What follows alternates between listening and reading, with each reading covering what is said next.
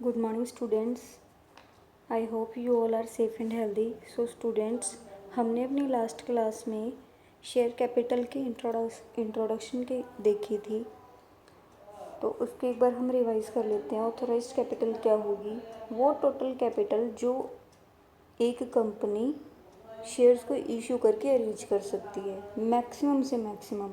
Issued capital क्या होगी? जितनी कंपनी शेयर्स इशू करना चाहती है वो उससे अरेंज की जो कैपिटल अरेंज हो सकते हैं उसको कहेंगे इशूड कैपिटल। अब बात आती है सब्सक्राइब्ड कैपिटल। सब्सक्राइब्ड कैपिटल क्या होती है कि जितना पब्लिक कंपनी से खरीदना चाहती है तो उसके बदले में जो पैसा मिलेगा वो हमारी क्या आ गई? सब्सक्राइब्ड कैपिटल आ गई। तो अच्छा, उसके अंदर भी ना हमारे पास दो चीज़ें आ जाती हैं, एक तो होता है कॉल्ड अप और एक होता है पेड अप। अच्छा, कॉल्ड अप क्या होता है? कंपनी हमसे कभी भी पैसे इकट्ठे नहीं मंगवाती, वो application allotment first call, second call, third call इस तरीके से मंगवाती है। तो कंपनी ने जितने पैसे मंगा लिए शेयर होल्डर से वो उसकी क्या कहलाती है? Called up capital. अच्छा, पेड अप कैपिटल क्या होगी? जितने कंपनी ने मंगाए वो तो होगी कॉल मनी, जितने शेयर होल्डर ने पे कर दिए वो क्या कहलाती है? Paid up capital. ये बात समझ में आई कि शेयर होल्डर ने कितने रुपए पे कर दिए अपने शेयर के ऊपर, उसको कहते हैं उसकी पेड अप कैपिटल। अब सारे के सारे कस्टमर कभी भी पे नहीं करते हैं, कुछ कस्टमर्स तो कॉल्स इन एडवांस दे देते हैं और कुछ के एरियर्स रह जाते हैं। अच्छा, ये कैसे होगा? मान लो हमसे 20-30 इस तरीके से पैसे मंगवाने थे, तो जब हमने फ़र्स्ट कॉल मंगवाई तो एक शेयर होल्डर ने अपनी सेकंड कॉल मनी भी उसी के साथ ही पे कर दी, तो उसको हम क्या कहेंगे? कॉल्स इन एडवांस कहेंगे।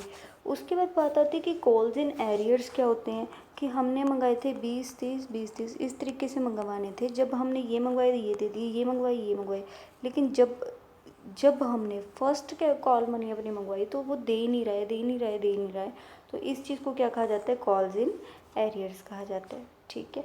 अच्छा, अब एक साथ में और सिचुएशन आती है, वो है शेयर्स फॉरफिटेड। अब ये क्या है कि कई बार जो कस्टमर हमारी कॉल्स इन एरियर बने पड़े हैं वो हमारे पैसे दे ही नहीं रहा, 1% भी दे ही नहीं रहा वो बंदा हमारे पैसे, तो उसकी कंपनी क्या करती है? उसके शेयर्स को फॉरफिट कर लेती है, मतलब जब्त कर लेती है, अपने पास रख लेती है। अगर उसने अपने 100 रुपये के शेयर में से 60 रुपये कंपनी को पे कर रखे हैं ना, तो कंपनी वो 60 के 60 रुपये अपने पास रख लेगी, उसको कुछ भी नहीं देगी, ना उसको शेयर देगी ना उसके 60 रुपये पे करेगी। मान लो वो 40 रुपये अपने नहीं दे रहा बचे हुए, तो कंपनी उसके 60 रुपये अपने पास रख लेगी और उसको बदले में कुछ भी नहीं मिलेगा, उसको कहते हैं फॉरफिट कर लेना। तो इसी के बेसिस पे आज हम क्वेश्चन आंसर्स देखने वाले हैं। क्वेश्चन नंबर 1 में क्या कह रहे हैं बच्चे? XYZ एक कंपनी है जिसकी ऑथोराइज कैपिटल कितनी है? 10 लाख है, divided into 10,000 shares of ₹100 each. तो जैसे कि मैंने आपको बताया था, पहली बात तो बच्चे मैं आपको बता दूँ कि बैलेंस शीट जब भी आप बनाओगे, equity and liabilities as it is लिखना है, शेयर होल्डर फंड लिखना है इसकी हेडिंग, उसके बाद इसकी सब हेडिंग के अंदर आता है शेयर कैपिटल। आपने यहाँ पर वो अमाउंट लिखना है जो सब्सक्राइब्ड और फुली पेड अप या नॉट फुली पेड अप वाला अमाउंट आएगा। यहाँ पर ना ऑथोराइज्ड आएगा ना इशूड आएगा, कुछ भी नहीं आएगा। यहाँ पर आएगा सब्सक्राइब्ड, मीन्स कि जितने शेयर होल्डर ने पे किए हैं। तो हमने देखा कि ऑथोराइज्ड कैपिटल कितनी है उसकी? 10 लाख, हमने एज इट इज़ यहाँ पर लिख दिया। आपने बैलेंस शीट में कभी भी सारी डिटेल नहीं लिखनी है, वो डिटेलिंग आपको कहाँ देनी है? नोट्स टू अकाउंट्स में। अब आप कहोगी कि मैम क्या ये नोट्स टू अकाउंट्स बनाने जरूरी है? बिल्कुल ज़रूरी है। आपको जो मार्क्स मिलने वाले हैं इसमें नोट्स टू अकाउंट्स के मिलने वाले हैं, और ये क्वेश्चन कई बार एग्जाम में आते भी है। अच्छा, ये बनता कैसे? शेयर कैपिटल आपने एज इट इज़ उतारा, इसके अंदर सब हेडिंग्स बनेंगी। ऑथोराइज्ड कैपिटल हमने देख लिया। उसके बाद क्वेश्चन के अंदर क्या कह रहे हैं? It issued 8,000 shares to public. Total इसके पास 10,000 के शेयर इशू कर सकता था, वो इसकी ऑथोराइज थी। अब इशू किए कितने हैं? 8,000। तो 8,000 गुना में 100 कितने हो गए? 8 लाख। तो हमारी जो इशूड कैपिटल होगी वो कितनी बन जाएगी? 8 लाख की। क्लियर? नेक्स्ट देखते हैं आगे क्या कह रहे हैं। The public subscribed for 7,000 shares. Company कर कितने सकती थी? 10 लाख, वो ऑथोराइज होगी। कंपनी ने इशू कितने किए? 8,000, वो उसकी इशूड कैपिटल होगी। अब शेयर होल्डर कितने के खरीदने चाहते हैं? 7,000 के, तो हमारी सब्सक्राइब्ड कैपिटल कितनी हो जाएगी? इंटू में 100 करके 7 लाख। प्लस एक बात और है इसमें देखने की, and face value of ₹100 is paid by the share holder, और जो शेयर होल्डर था, जितने पैसे हमने मंगाए, 100 रुपये मंगाए, फेस वैल्यू के मंगाए, वो सारे के सारे पैसे उसने दे दिए। It means fully paid up का केस है। तो कस्टमर से हमने, शेयर होल्डर से subscribed and fully paid up लिखेंगे। हमने शेयर होल्डर से 100 रुपये मंगाए, 100 ही उसने दे दी, तो हम 100 से मल्टीप्लाई करके 7 लाख लिख देंगे। ठीक है, नेक्स्ट क्वेश्चन देखते हैं, और डाउट्स आपके क्लियर हो जाएंगे। ये होगा आपका subscribed but not fully paid up वाला, कि अगर ऐसी सिचुएशन आ जाए कि कंपनी ने ज़्यादा मंगा लिए, अब कंपनी ने पैसे मंगा लिए लेकिन उसने अभी तक उतने नहीं पे किए हैं, ठीक है, उसको क्या कहेंगे, नॉट फुली पेड अप। तो ये कैसा केस होगा, Apple company has an authorise capital of 20 lakh. सबसे पहले तो बच्चे आपने कुछ नहीं करना, सीधा फॉर्मेट बनाना है, ये सब कुछ लिख लेना है, शेयर कैपिटल, और इसको खाली छोड़ देना। इसको खाली क्यों छोड़ देना, क्योंकि इसका आंसर तो आपको नोट्स टू अकाउंट्स में मिलेगा। फॉर्मेट बना के इसका रख लेना सारा का सारा, आंसर ये वाला आपको लास्ट में फिल करना है नोट्स टू अकाउंट बना के। अब हम नोट्स टू अकाउंट्स बनाने स्टार्ट करेंगे। नोट्स टू अकाउंट्स जब हम बनाएंगे, शेयर कैपिटल, ऑथोराइज्ड कैपिटल हमने पढ़ा कि 2 लाख शेयर्स हैं, 10 रुपये का एक है, तो 20 लाख आपके यहाँ पर आ जाएंगे। आगे क्वेश्चन पढ़ते हैं। आगे वो कह रहे हैं company invited applications from public for 1,50,000 shares. तो कंपनी ने कितने शेयर्स इशू किए हैं, 1,50,000, गुना में 10 कर दोगे तो कितनी बन जाएगी आपकी इशूड कैपिटल, 15 लाख की। ठीक है, तो यहाँ पर आपका आ गया 15 लाख रुपये। नेक्स्ट देखते हैं कि सब्सक्राइब के केस में क्या बनेगा, एप्लीकेशन फॉर 1,40,000 फिर रिसीव। तो सब्सक्राइब कैपिटल कितनी होगी आपकी, 1,40,000 की। अब देखते हैं कि फुल्ली पेड है या नॉट फुल्ली पेड अप है। The amount was fully called up, कहने का मतलब कंपनी ने अपने 10 के 10 रुपये मंगवा लिए। However on 5,000 shares final call of ₹2 was not received. इन्होंने कहा कि 5,000 रुपये का एक शेयर होल्डर है और उसने अपने 2 रुपये की कॉल नहीं दी है। मीन्स कितने एरियर में चल रहे हैं आपके, 10,000 रुपये। समझ गए इस बात को। देखते हैं इसकी ट्रीटमेंट कैसे करेंगे हम। तो बच्चे टोटल हमारे बन कितने रहे थे, 1,40,000 ऐसे था। उसमें से सिर्फ 5,000 शेयर्स ही ऐसे हैं जिसमें से नहीं मिल रहा कुछ, ठीक है। बाकी के जो शेयर्स हैं 1,40,000 में से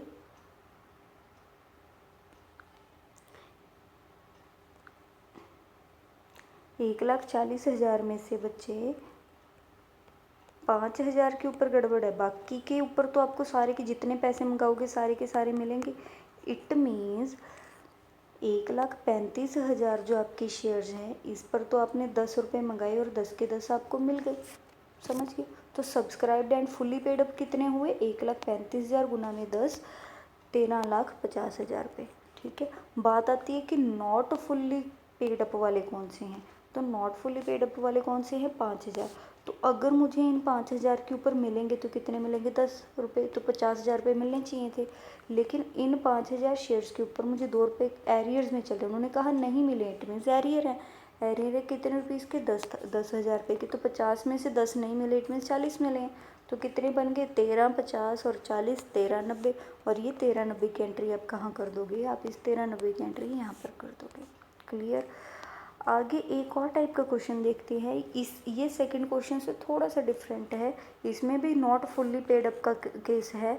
लेकिन एक चीज़ जो आपको बहुत नई सीखने को मिलेगी वो क्या है, Sony limited was incorporated for 3 lakh shares of ₹10 each. तो आपको पता लग रहा है कि ऑथोराइज कैपिटल कितनी बन गई, 3 लाख इंटू में 10, 30 लाख। क्लियर। आगे देखते हैं कि इशूड कैपिटल कितनी बन रही है हमारी, company issued 2 lakh shares to the public. तो 2 लाख इंटू में 10 कितना बन जाएगा, 20 लाख। तो आपका 20 लाख यहाँ आ जाएगा। उसके बाद बच्चे हम देखते हैं क्वेश्चन के अंदर क्या कहते हैं, application were received for 1,60,000। 1,60,000 shares के लिए आपको एप्लीकेशंस मिली है। मैं सब्सक्राइब कितने हुए, 1,60,000। आगे पढ़ते हैं, allotment was made to all the applicants. 1,60,000 shares के लिए अप्लाई हुआ और 1,60,000 हमने पूरे के पूरे शेयर्स ही अलॉट कर दिए। लेकिन यहाँ पर जो कंपनी है, कंपनी ने कितने कॉल अप किए हैं, सिर्फ और सिर्फ 10। टोटल फेस वैल्यू कितनी है, 10। लेकिन जो कंपनी ने मंगाए हैं वो कितने मंगाए हैं, सिर्फ 7 रुपीज़। इसका मतलब क्या हुआ कि फुल्ली पेड अप वाला केस तो बन ही नहीं सकता। क्यों नहीं बन सकता, क्योंकि फुल्ली कॉल्ड अप ही नहीं किए हैं। तो फुल्ली पेड अप वाला केस यहाँ पर नहीं बनेगा। ठीक है, ये बात मैंने क्यों कही, ये बात मैं आपको बताऊंगी क्वेश्चन के अंदर। आगे बात पढ़ते हैं। तो आप जब मल्टीप्लाई करोगे तो इसको 7 से मल्टीप्लाई करोगे। क्यों करोगे? क्योंकि महंगाई 7 रुपये है तो 7 से होगा। अगर 8 मंगाए होते तो 8 से मल्टीप्लाई होता। तो 1,60,000 रुपये के ऊपर 60,000 शेयर्स के ऊपर हमें 7 रुपये मिलेंगे, इसलिए इसको इससे मल्टीप्लाई किया जाएगा। क्लियर। आगे देखते हैं। From a share holder own ₹2,000 share first call of ₹2 was not received. 2,000 shares के ऊपर 2 रुपये हमें नहीं मिले एक शेयर होल्डर से, इसकी भी एंट्री करनी है हमें। तो इट मीन्स हमारे जो कॉल्स इन रहे वो कितने रुपीज़ हैं? 4,000 रुपये। क्लियर। आप क्वेश्चन इसकी ट्रीटमेंट कैसे होगी? अब आप ये चीज़ कह सकते हो कि टोटल 1,60,000 शेयर्स थे, उसके ऊपर मुझे कितने मिलने थे? 7 रुपये। ठीक है, तो 1,60,000 गुना में 7 कितने हो गए हैं? 11,20,000। उसमें से कितने शेयर्स के ऊपर पैसे मुझे नहीं मिले? 2,000 शेयर्स के ऊपर 2 रुपये नहीं मिले, तो हमने कितने माइनस कर दिए? 4,000 एरियर में थे, माइनस करके हमने 11,16,000 रुपये आंसर निकाल दिया। और इसको आप कहाँ पर लिखोगे? यहाँ पर लिख दोगे। क्लियर।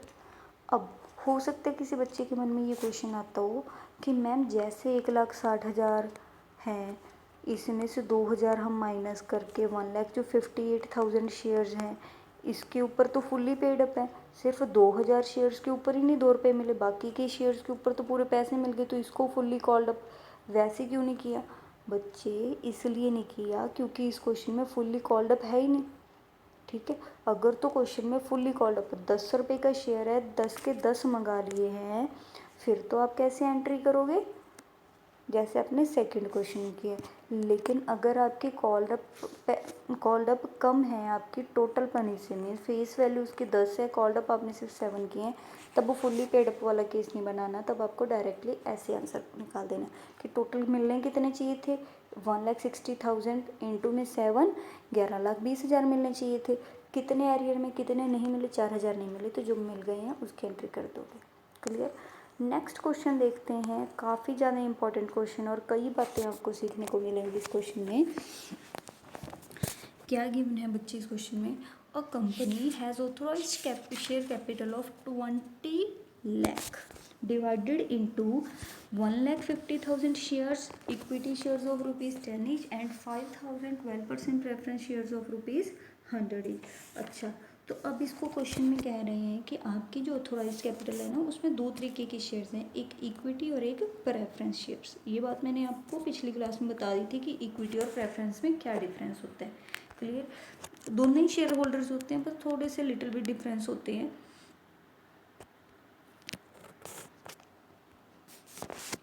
तो 1,50,000 गुना में 10 15, 5,000 गुना में 100 5 लाख, टोटल 20 लाख की ऑथोराइज्ड कैपिटल हो गई है हमारी।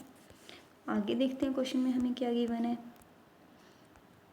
क्वेश्चन के अंदर आगे हमें कह रहे हैं it issued 80% of equity shares and 50% of preference shares. अब जब इशूड कैपिटल है इक्विटी का हमने 80%, तो 1,50,000 का 80% अगर हम निकालेंगे तो कितना बन गया? 1,20,000।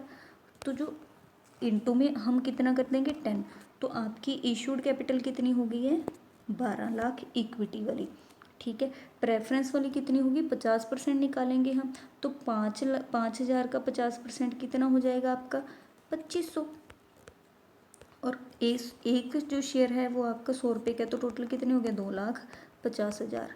ठीक है, तो 12 लाख रुपये क्या आपका इक्विटी वाले थे, 2.5 लाख के आपके प्रेफरेंस वाले हैं, तो टोटल कितनी होगी? 14.5 लाख की आपकी इशूड कैपिटल हो जाएगी। देखते हैं कैसे कर रखे हैं इन्होंने क्वेश्चन में।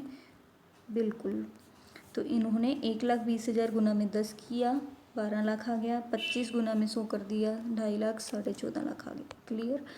आगे देखते हैं आगे क्वेश्चन में क्या कह रहे हैं हमें। ओन इक्विटी शेयर्स, एक लाइन रह के, public subscribed for 1 lakh equity shares and 2,500 preference shares. अच्छा, जो पब्लिक है उसने प्रेफरेंस तो जितने हमने दिए उतने के लिए ही सब्सक्राइब कर दिया, लेकिन जो इक्विटी है हम देना चाहते थे 1-20 और लोगों ने सब्सक्राइब किया 1 लाख के। कोई बात नहीं, हम 1 लाख के अकॉर्डिंग आंसर निकालेंगे, ठीक है। अच्छा, आगे देखते हैं क्वेश्चन में कि क्या कह रहे हैं। Own equity shares company called up 8 rupees. Share का प्राइस कितना है 10 रुपये, लेकिन कॉल्ड अप कितनी है 8 रुपये, मतलब कि फुल्ली पेड अप वाला केस तो आएगा नहीं, नॉट फुल्ली पेड अप वाला केस बनेगा, ठीक है जी। ऑन प्रेफरेंस शेयर्स 75 वर कॉल्ड अप। 70 टो जो हमारा शेयर है उसका प्राइस है 100 रुपीज़, हमने कितने मंगवाए हैं 75। क्लियर, इसका भी नॉट फुल्ली पेड अप वाला केस बनेगा। आगे देखते हैं क्या कह रहे हैं। All calls were received on preference shares. Preference shares के ऊपर तो 75 रुपये मंगवाए थे, 75 के 75 मिल गए, मीन्स कि 2500 शेयर्स इंटू में 75 कर दोगे तो आपके पास आ जाएगा आंसर। आगे देखते हैं इक्विटी के केस में क्या कह रखा है हमें। इक्विटी के केस में कह रहे हैं 500 equity shares second call of ₹2 was not received. मतलब कि 500 शेयर्स के ऊपर सेकेंड कॉल नहीं मिली, मतलब कि 1000 रुपये हमें नहीं मिले हैं। अच्छा, ये कॉल्स इन एरियर है। एक बात और, out of 500 shares 400 shares were forfeited. इस 500 शेयर्स में से, ये वाले 500 शेयर्स में से 400 शेयर्स हमने क्या कर लिए, फॉरफिट कर लिए। बात समझ में आई? इसकी ट्रीटमेंट देखते हैं, साथ साथ मैं आपके लिए स्टेटमेंट भी रिपीट कर दूंगी, नो प्रॉब्लम। देखो, सबसे पहले तो हम ना जब हम सब्सक्राइब पे पहुंच गए थे, सब्सक्राइब के केस में प्रेफरेंस वाले को पहले कर लेते, क्योंकि प्रेफरेंस वाला सीधा ही है कि 2500 शेयर्स हैं, 2500 पे हमने 75 मंगाए थे, 75 ही मिल गए हैं। आंसर हमारा 1,87,500 आ जाएगा, ठीक है। बात आती है इक्विटी की, सारी की सारी बात उस पर की है। अच्छा, टोटल पब्लिक ने हमसे ख़रीदने चाहे थे 1 लाख शेयर्स, हमने पब्लिक को दिए थे। उसके ऊपर हमने उससे मंगवाए कितने हैं 8 रुपये। लेकिन इसमें से एक गड़बड़ हुई, क्या हुई कि 500 शेयर्स के ऊपर मुझे 2 रुपये नहीं मिल रहे, मतलब 1000 रुपये नहीं मिल रहे थे। फिर से एक और गड़बड़ हुई, क्या हुई कि इस 500 शेयर्स में से मैंने 400 शेयर्स को फॉरफिट कर लिया। फॉरफिट का मतलब क्या हुआ कि जितने पैसे मैं पे कर चुकी हूँ वो मैंने अपने पास रख लिए। अब टोटल मैंने 8 रुपये मंगाए थे, उसमें से 2 रुपये उसने मुझे नहीं दिए, इसका मतलब मुझे 8 में से 2 नहीं दिए तो कितने दे दिए होंगे, तो इसका मतलब 400 के ऊपर 6 रुपये तो उसने मुझे दे रखे हैं और वो पैसे उसके अब मैंने रख लिए। समझ में आई ये बात? इसका मतलब जो मुझे नहीं मिले वो कितने हैं, तो 500 के ऊपर 500 में से 400 वाला तो मैंने हिसाब नक्की कर दिया, रह गए कितने 100 शेयर्स रह गए जो अब बैरियर में चल रहे हैं, क्योंकि ये तो ख़त्म ही हो गए। जब इसके शेयर्स 500 में से 400 मैंने फॉरफिट कर लिए, इसका मतलब ये तो ख़त्म ही हो गया, इसकी तो अब कोई वो रहा ही नहीं, ना एडवांस ना एरियर ना कुछ और, वो तो बात ही ख़त्म होगी। बात आती है कि ये जो 500 में से 400 की बात ख़त्म होगी, पीछे जो 100 शेयर्स बच गए हैं उसको तो हम एरियर में चलाएंगे ना, क्योंकि उसको तो फॉरफिट किया नहीं है। उसके ऊपर मुझे कितने रुपए नहीं मिले थे, 2 नहीं मिले थे, तो इस क्वेश्चन में मेरे कॉल्स इन एरियर कितने बनेंगे 200। समझ में आई? तो इसकी एंट्री कैसे करेंगे, देखो टोटल मेरे पास शेयर्स थे 1 लाख, उसमें से 400 शेयर्स मैंने फॉरफिट कर लिए, कंपनी ने वापस मंगा लिए अपने शेयर्स, तो अब शेयर्स कितने बच गए, 1 लाख में से आप 400 माइनस कर दोगे तो कितने बच जाएंगे 99,600। क्लियर हुई ये बात? उसके ऊपर आप कितने मंगवाओगे, 8 रुपये मंगवाओगे, 8 रुपये के हिसाब से इतने रुपये बन गए आपके, ठीक है। उसमें से कॉल्स इन एरियर्स कितने बनेंगे आपके, जितने शेयर्स आपके बच गए हैं, तो 100 शेयर्स बच गए थे, 500 में से आपके ने 400 तो आपने फॉरफिट कर लिए, तो पीछे 100 शेयर्स बचे थे, उसकी आप कॉल्स इन एरियर बनाओगे 200 माइनस कर दिया। उसके बाद ये वाले जो शेयर्स फॉरफिट किए हैं आपने, ये पैसा तो आपके पास आएगा ना, ये पैसा तो आपने अपने पास रख लिया, तो ये आपका क्या हो जाएगा, ऐड होगा, क्योंकि अब ये पैसे आपके कंपनी के खुद के बन गए हैं अब ये, ठीक है। इस वजह से हम उसको ऐड कर लेंगे, तो 2400 रुपये जो उसने फॉरफिट किया, ये 6 कहाँ से आया, 8 रुपये हमने उससे लेने थे, 2 उसने नहीं दिए, इट मीन्स उसने कितने दिए होंगे, 6 दिए होंगे। तो 400 शेयर्स के ऊपर उसने हमें 6 रुपये दिए हुए थे, तो 2400 रुपये हमने उसके फॉरफिट कर लिए, अपने पास रख लिए। ऐड कर लोगे ये आंसर आ जाएगा। उसके बाद इक्विटी वाला और प्रेफरेंस वाला दोनों अमाउंट्स ऐड करके हमारे पास कितना गया 986,500। तो आप जब अपनी बैलेंस शीट बनाओगे उसके अंदर 985,700 क्लियर हुई ये बात?